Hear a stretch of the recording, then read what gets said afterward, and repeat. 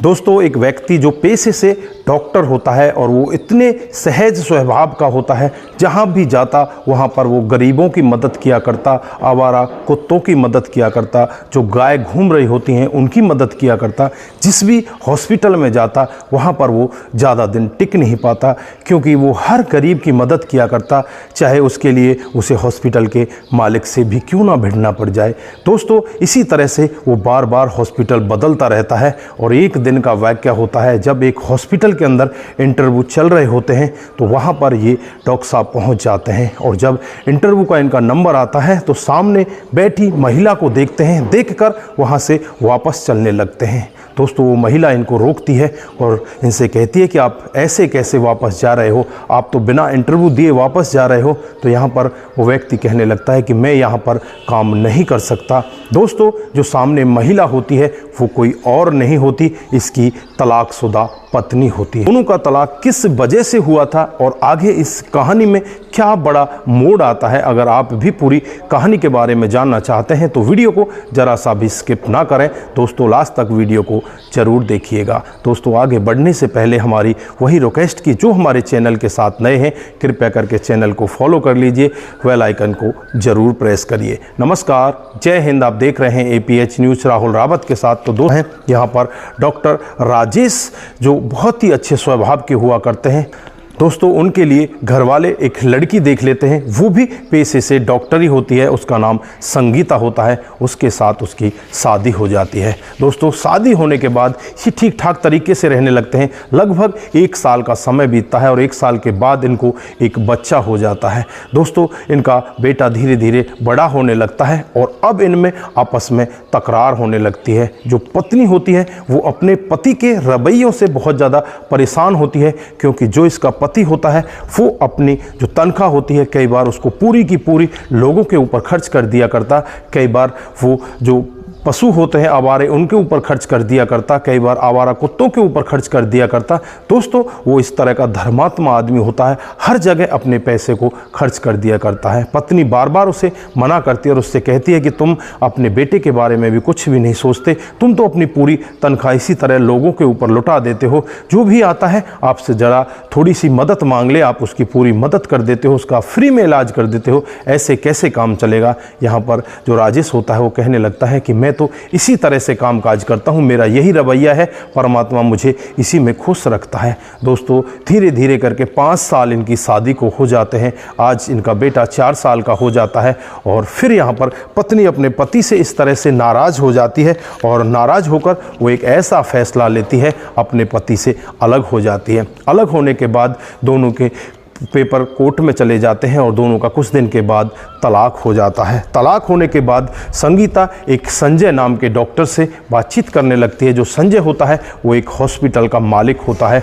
उसके साथ वो ब्याह रचा लेती है। लेकिन यहाँ पर राजेश कभी भी शादी के बारे में सोचता नहीं, बस वो लोगों की मदद करता रहता है। हॉस्पिटल दर हॉस्पिटल बदलता रहता है, लेकिन उससे भी उसे कोई मतलब नहीं होता, फिर भी वे लोगों की बराबर मदद किया करता है। दोस्तों, धीरे धीरे समय बीतता रहता है। 2 साल का समय और बीत जाता है और 2 साल के बाद जो यहाँ पर संगीता का नया पति होता है संजय, उसकी दिल के दौरे की वजह से मौत हो जाती है। दोस्तों, अब संगीता यहाँ पर बिल्कुल अकेली हो जाती है। अब तो उसके ऊपर हॉस्पिटल का भी बोझ आ जाता है, उसे हॉस्पिटल भी संभालना होता है, इधर अपने बेटे को भी संभालना होता है।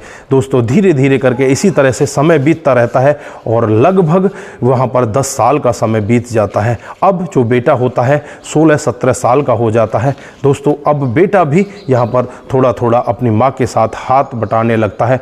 माँ यहाँ पर बहुत ज़्यादा परेशान होने लगती है, उन्हें एक अच्छे सर्जन की ज़रूरत होती है। उसके लिए वो इंटरव्यू के लिए लोगों को बुलाने लगते हैं और इसी इंटरव्यू में जो यहाँ पर डॉक्टर राजेश होते हैं वो भी पहुँच जाते हैं। और दोस्तों, जब डॉक्टर राजेश अपनी तलाकशुदा पत्नी को अपने सामने देखते हैं कि वो इंटरव्यू ले रही है, तो वहाँ से वापस लौटने लगते हैं। यहाँ पर जो संगीता होती है उनसे कहती है कि आप 1 मिनट के लिए रुक तो जाइए, आप वापस क्यों जाना चाहते हैं, आप जैसा चाहोगे वैसा होगा, आप एक चाय तो हमारे साथ पी लीजिए। तो यहाँ पर जो डॉक्टर होते हैं वो रुक जाते हैं और उनके साथ बैठकर एक चाय पीने लगते हैं। दोस्तों यहाँ पर जो राजेश होता है वो यही कहता है कि मेरा और आपका जमेगा नहीं, क्योंकि आप तो अलग स्वभाव की हो और मैं अलग स्वभाव का हूँ, मैं आपके साथ नहीं रह सकता। लेकिन यहाँ पर संगीता कहती है कि कोई बात नहीं, आप जैसा चाहोगे, आप जिस तरह से लोगों को इलाज करना चाहोगे, मैं उसी तरह से आपके साथ तैयार हूँ, आप यहाँ पर काम तो करिए। लेकिन यहाँ पर जो डॉक्टर राजेश होता है वो बार बार मना करता है,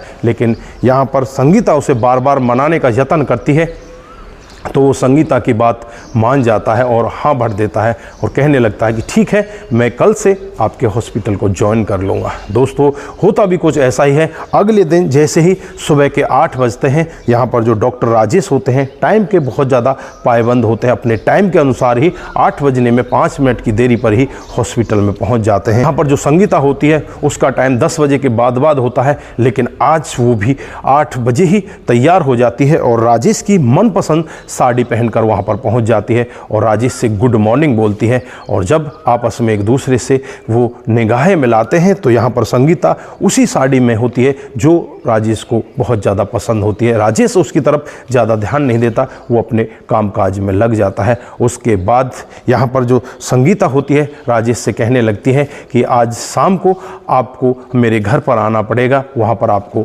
खाना खाने के लिए मैंने आपको निमंत्रण दिया है, आप वहाँ पर आ जाइए प्लीज़, आपकी बड़ी मेहरबानी होगी कि आप इस तरह से हमारे घर में आएंगे।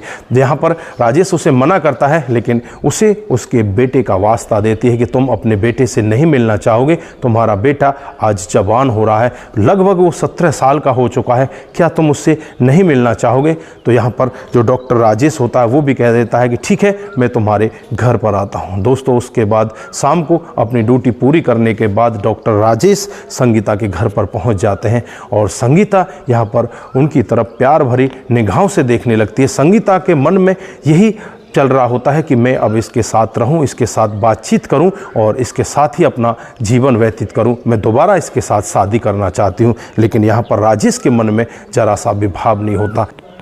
जैसे ही राजेश घर पर पहुंचता है तो घर पहुंचने से पहले रास्ते में ही उसे दिखते हैं कि एक घेर के अंदर कई सारे कुत्ते घूम रहे हैं और वहां पर कई सारी गायें घूम रही हैं और यहाँ पर जो संगीता का नौकर होता है उन सब की सेवा कर रहा होता है। दोस्तों राजेश भी सोचने लगता है कि संगीता में इतना बड़ा बदलाव कैसे आ सकता है, लेकिन फिर भी ठीक है, अच्छी बात है, अगर ये धर्म कर्म करने लगी है तो बहुत अच्छी बात है। पहले तो ये इस सब से बहुत ज़्यादा नाराज़ हुआ करती थी और इसी वजह से इसने मेरे से तलाक लिया था। दोस्तों अपने मन में इस तरह के वाक्य वो सोचते हुए उनके घर पर पहुँच जाता है और घर पर पहुँचने के बाद यहाँ पर जो राजेश का बेटा होता है वो 17 साल का हो चुका है होता है, वो सामने अपने पापा को देखता है तो अपने पापा के चरणों में गिर जाता है और फिर कहने लगता है कि पापा आपने बहुत देरी कर दी। फिर अब जो पापा होते हैं डॉक्टर राजेश उसे उठाते हैं, अपने गले लगाते हैं और उससे कहने लगते हैं कि बेटा इसमें देरी नहीं है, आप आइए और मेरे गले लग जाइए। उसके बाद फिर ये तीनों लोग मिलकर खाना खाते हैं। यहाँ पर जो संगीता होती है वो बार बार यहाँ पर राजेश से यही आग्रह करती है कि आज रात यहीं पर रुक जाओ और यही आपका घर है, यहीं पर रहो, आप जैसे चाहोगे उस तरह से इस घर को चला सकते हो। लेकिन यहाँ पर डॉक्टर राजेश उसे मना कर देते हैं कि मैंने अब शादी के बारे में और इस मोह माया के बारे में सब कुछ त्याग दिया है, मैं बस अब ऐसे ही अपने जीवन को व्यतीत करना चाहता हूँ। जो भी मैं कमाई करता हूँ बस लोगों की भलाई के लिए कमाई करता हूँ। जो मेरा खर्चा है वो तो बहुत ही कम है, मैं अपने खर्चे को कम करके लोगों की भलाई के लिए ज़्यादा कमाई करता हूँ, वरना मुझे इस सब की अब ज़रूरत नहीं है और ना ही मैं अब इस संसारिक मोह माया में दोबारा जाना चाहता हूँ। बस मैं अब भगवान की भक्ति में ही रहना चाहता हूँ, इसलिए मुझे माफ़ कर दीजिए, बाकी मैं आपके आसपास ही रहूँगा, आप लोगों से मैं कभी दूर नहीं हूँ। अपने बेटे को भी इसी तरह का आश्वासन देते हैं। वहाँ से फिर वो अपने घर के लिए प्रस्थान कर देते हैं। दोस्तों यहाँ पर जो उसकी तलाकशुदा पत्नी होती है वो बार बार उसकी तरफ इस तरह से देखती रहती है कि कब ये पलट कर देखें और कब मैं इनको दोबारा बुलाऊं। लेकिन यहाँ पर डॉक्टर राजेश पलट कर नहीं देखते, वो सीधे अपने घर पर चले जाते हैं। तो दोस्तों, ये थी आज की हकीकत की कहानी। आप लोगों को कैसी लगी? अगर आपको ज़रा सी भी प्रभावित करती है तो दोस्तों के साथ ज़रूर शेयर करके जाइए। दोस्तों, आपका एक शेयर हमें आगे बढ़ाता है और इसी तरह हमारे अंदर मोटिवेशन पैदा करता है और इसी तरह अच्छी अच्छी कहानियाँ आपके बीच हम लेकर हाजिर होते रहेंगे। दोस्तों, आप सभी का बहुत बहुत धन्यवाद। इसी तरह से हमारे साथ हमेशा जुड़े रहें। नमस्कार, जय हिंद, जय भारत।